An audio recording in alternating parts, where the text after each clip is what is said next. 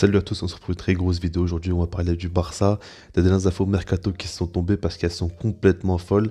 Il y a clairement des dingueries qui sont arrivées et il faut en parler. Donc, pour vous soutenir, c'est pas mettre un maximum de likes, ça me ferait très très plaisir et ça m'aiderait énormément donc pour mes projets futurs. Mais voilà, là on va parler de trois gros dossiers mercato. Le premier concerne Kalidou Koulibaly. J'en avais déjà fait une vidéo, j'explique pourquoi selon moi ce serait une bonne idée de le faire venir. Après j'ai quand même nuancé un petit peu ça. N'hésitez pas à voir la vidéo si vous n'avez pas vu. Mais en tout cas, les infos qui sont tombées, c'est que tout simplement Naples serait prêt à le laisser partir. Parce qu'en gros, comme j'avais déjà dit, il restera plus qu'un an de contrat à Koulibaly, donc soit tu prolonges, soit tu pars. Et lui, il serait plus enclin à partir simplement. Et quand on sait qu'ils ont perdu Insigne parce qu'il va partir librement à Toronto, il va pas faire la même chose avec Koulibaly, donc c'est à peu près logique quand même. Et du coup, son prix sera bien plus faible que ce qui devrait être d'habitude le prix de Koulibaly, tout simplement d'un top défenseur comme ça. Et après, par rapport à ça, on ne sait pas trop. Mais je pense clairement que Koulibaly, entre 30 et 40 millions d'euros, il faudra négocier côté Barça. Après, 30 millions d'euros, ça paraît quand même un petit peu. Mais vu qu'il restera plus qu'un an de contrat et qu'il aura 31 ans aussi, je pense que le Barça peut jouer un bon coup là-dessus. En tout cas, selon les informations, je crois que c'est Sport qui en parlait et qui disait tout simplement que Koulibaly, lui, serait plutôt intéressé à l'idée de rejoindre le Barça. En tout cas, ce qui est sûr et certain. Et là-dessus, si on sort des infos, si on parle de logique, Koulibaly en été, il ne restera plus qu'un an de contrat. Sa valeur va beaucoup diminuer. Le Barça cherche absolument un top défenseur. C'est une grosse opportunité du marché. Donc, du coup, le Barça va se positionner sur Koulibaly. Après, on verra si jamais avec Naples ça se négocie bien. Si jamais ils sont prêts à le laisser partir pour pas trop cher. Donc ça, on ne sait pas encore, mais en tout cas, ce qui est sûr, c'est que le Barça va se positionner sur Koulibaly, comme j'avais déjà dit. Maintenant, on va passer au deuxième cas. Avant de parler du gros dossier, on va parler de Mazraoui, parce qu'en fait, tout simplement, il y a eu une réunion secrète entre notre ami Joan Laporta et Raiola, et c'est le journaliste, bon, la prononciation, elle n'est pas terrible, c'est Mike Verwey. Je suis désolé, mais bon, en tout cas, c'est un Hollandais, c'est un journaliste quand même très très fiable qui nous lâche cette bombe tout simplement. Et en général, quand il parle, c'est pas pour rien, ce journaliste-là. Donc, du coup, c'est quand même très très très sérieux. Et en gros, ben, on peut tout simplement se dire qu'il y a des choses qui se trament. Alors, ça va parler de deux joueurs, comme je dis déjà de Mazraoui, mais aussi de Haaland. On va commencer par parler de Mazraoui. Alors lui, ça fait un petit temps quand même que j'en parle. Il sera libre en été 2022. Il va pas continuer à l'Ajax. C'est un latéral droit qui a déjà montré de très belles choses à l'Ajax, qui a un très très beau profil, qui peut très bien s'intégrer au Barça, donc qui intéresse le club. Et ils ont parlé simplement de son salaire, parce qu'en gros, vu qu'il sera libre, ben, il faut tout simplement parler de son salaire pour voir si c'est faisable ou non qu'il vienne.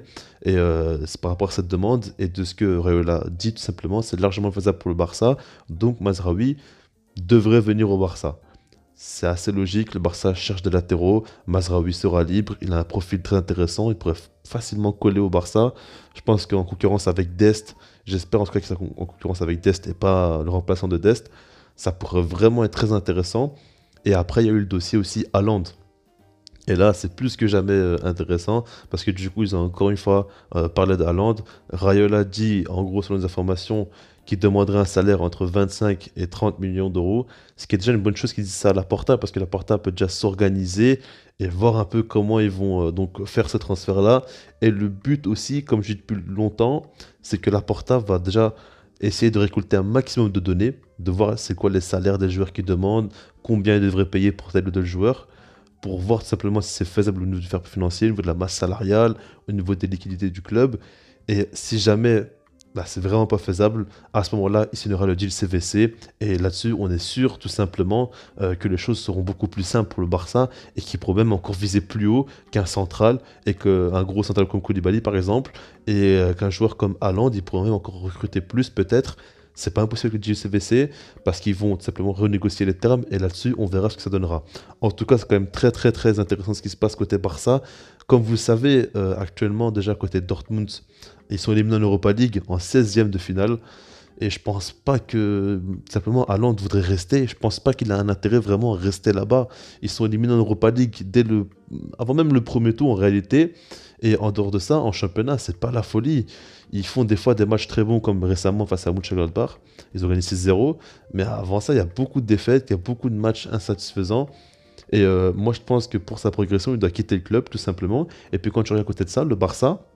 Le Barça de Xavi va de mieux en mieux, les résultats commencent vraiment à devenir intéressants, on voit quand même de belles choses, le football proposé est très très attractif, je pense que ça donne envie à Haaland, et puis ici il réfléchit bien, quand il voit le pressing fou que fait le Barça en ce moment, comment il joue de manière agressive, avec la possession, bah, il peut se dire que voilà, il aura beaucoup d'occasions pour marquer, l'équipe jouera pour lui, quand tu regardes les Pedri, les Gavi, les Ferran Torres, les Adama, tous les joueurs qu'on a, toutes les pépites qu'on a, ben, si jamais tout le monde se met à son service, ça peut vraiment faire très très très peur. Et après, côté Real Madrid, comme vous le savez, eux ils veulent attendre 2023. Or que Haaland n'a aucun intérêt de rester jusqu'en 2023 à Dortmund. Pour sa carrière, il doit clairement passer un cap. Donc du coup, moi je le vois vraiment bien venir au Barça. Le seul véritable concurrent selon moi, c'est Manchester City. Et là-dessus, c'est vrai que City aussi, ils peuvent proposer beaucoup de très belles choses. Maintenant, le truc, c'est que si jamais il vient au Barça, c'est vraiment la star donc, de l'effectif, le joueur sur lequel on va appuyer notre projet. Et si jamais des ballons d'or à gagner, ben, ce sera lui directement qui les obtiendra. Il n'y aura pas de débat, on sait très bien, alors qu'à City, il y a quand même d'autres très gros joueurs. Et je pense qu'ils vont un petit peu tous voler la vedette, alors qu'au Barça, ce sera lui, tout simplement, il n'y aura pas de débat. Et là-dessus, c'est quand même très intéressant pour un joueur comme Haaland qui a de grosses ambitions personnelles. En tout cas, je sais pas comment t'en penser par rapport à toutes les infos que je vous ai lâchées. Puis sinon, moi, je vous dis peace.